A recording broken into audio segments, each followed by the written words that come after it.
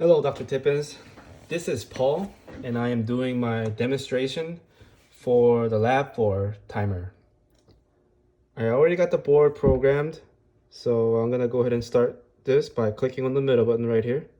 Boom. And the counter will start. No gimmicks. I'm not pressing on anything. Now, if I click on this middle button right now, it stops. If I click it again, it resumes, and it is going to go down until 0.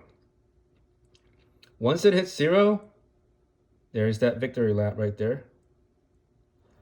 Now, if I click on the bottom button right here, middle button, if I click on the middle button, nothing's gonna happen, obviously.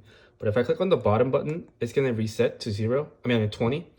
And then I'm gonna go ahead and click the middle button again, and it is gonna start doing the countdown one more time. Now I'm gonna click on the reset button while it's running, obviously, to show you that it reset it. And I'm gonna also pause it and then click on the reset button again, and it's to show you that it works perfectly how it's supposed to. Now, to make this work, here's the block diagram. Sorry, it's in vertical. It's too big, so I'm just gonna go ahead and explain to you what I had to do. So pretty much, I have the input button D, button C, clock. Button D, which is the down button, is connected to the reset. And then the clock is connected to the clock.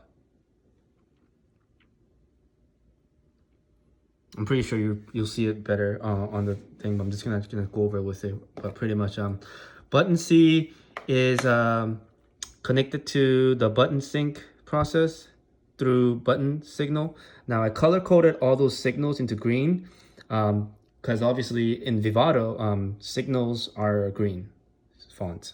So pretty much button sync process will generate button sync signal, and it's gonna go into the state register. And state register, we have the current state, next state, and pretty much based on how you you clicking on the button, it's going to activate the signal called count active. The count active signal is going to go into this 1 second process block, I guess. So every if the count active is active 1 second, so it's going to count up to it's going to count up to 100 million clock cycles, and that's since the board is 100 megahertz, it's going to generate 1 second, and it's going to generate a signal every 1 second right here. It's called 1 second count, and this is going to go into the counter right here. And inside this counter process, there is a variable that is initially set at 20. So every time this signal is hit, it is going to count down every 1 second from 20. And we're going to send that signal as an integer type called decode into the decoder. And I pretty much used the 7-segment driver exactly. Set it up, and then boom, it's going to come out as a it's going to come out into an output seg and end. As far as the victory lap, I have a conditional statement that generates a signal called victory init. It activates when decode, this signal, is 0. So it's gonna go in right here. It says 1/10 second, but I pretty much had to calibrate it into 0.2 second actually. So every 0.2 second is gonna generate this signal called victory lap. This victory lap is going to, this victory counter itself has a variable of 9 set initially. So every time this victory lap signal triggers, every 0.2 seconds, it's gonna count from 9 to 0, and then once it hits 0, it's gonna go back to 9 and repeat that cycle. And pretty much I have that as a victory signal integer going into a decoder, and that is going to decode it and generate go through the 7-segment driver and then generate the output on the 7-segment display. Now, as far as the waveform, I pretty much got it to work right here. So obviously you can see the clock signal right here. That's the button C. That's the seg, button D, and now I pretty much wanted to show my decode signal, which was the integer, and the victory signal as well, which is also the integer on the waveform.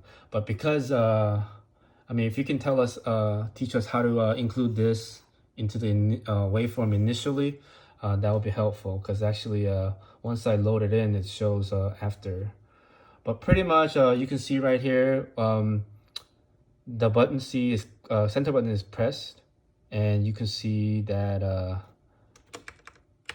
my goodness, oh no, you can see that it's 20, and then it's going to go right here. So that's 20. Oh my goodness, it's a long waveform, I'm sorry, but pretty much we have 20 right here. This is 20, so 0, 2. Right here is 19. Let's scroll more. We're gonna scroll more. That is 18 right there. Obviously 8, requires all the lights to light up on the digit 0.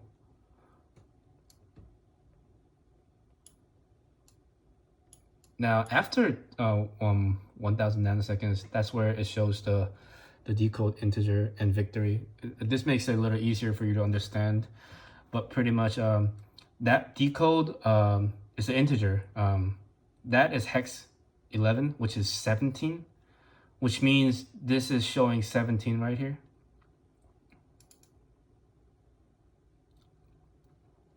There it is, 16 right there.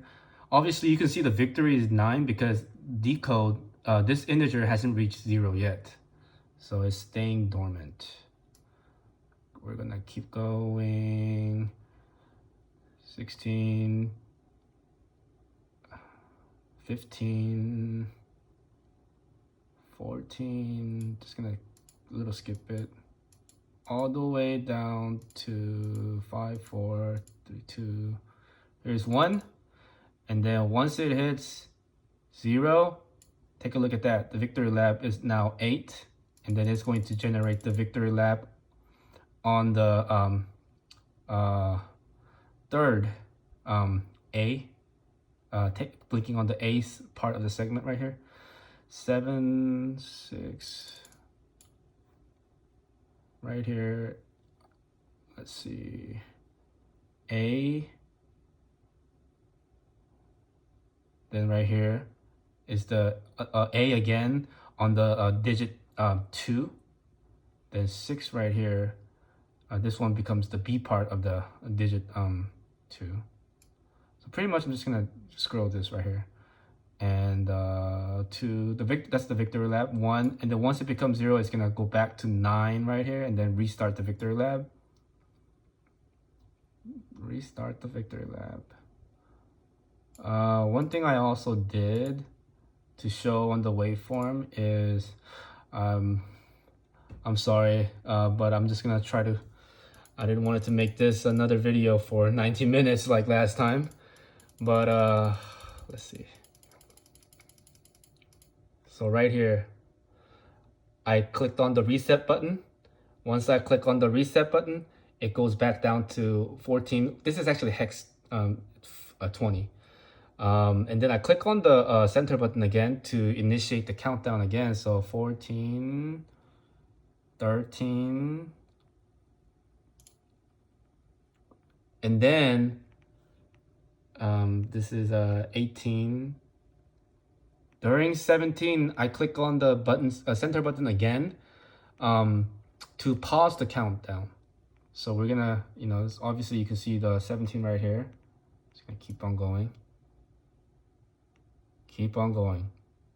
And you just notice you can see that the 17 is not changing until the button is pressed again. Since the button is pressed again, right there on the 10 microsecond, gosh, it's a lifetime for the computers. But so I click on the button again, and the 17, there you go. It starts the countdown again. Keep going, keep going, keep going until the end. And then the victory lap starts right there. So that's it for the Lab04 video. I've also made some improvements on the code, the font, because you've been, preaching about the indent. I've literally changed the font so that you can see that 4 spaces. Also another thing I also did to make the victory lap work is right here on the 7-segment. I kind of modified the 7-segment driver a little bit. So obviously there's this is the 7-segment this driver right here, and that's A, B, C, D, E, F. So I pretty much made this constant I've modified the constant. So A7 seg means it's gonna light up the A part right here of the 7-segment, and B, C, D, F, E, F. I pretty much modified it like that. That way, when the victory lap starts, I just need to light up this one, boom, boom, this one, and then this one, like that. As far as the victory lap, it's a long. I got the victory. I got a case statement to make the victory lap. Yeah, and then the conditional statement right here. So pretty much, that's pretty much it. That's hope you liked the video. Sorry to make it thorough again, but hope to see you in a little bit. Thank you very much, and thank you so much for your teaching. I am learning a lot. I appreciate it a lot. Thank you. Bye bye.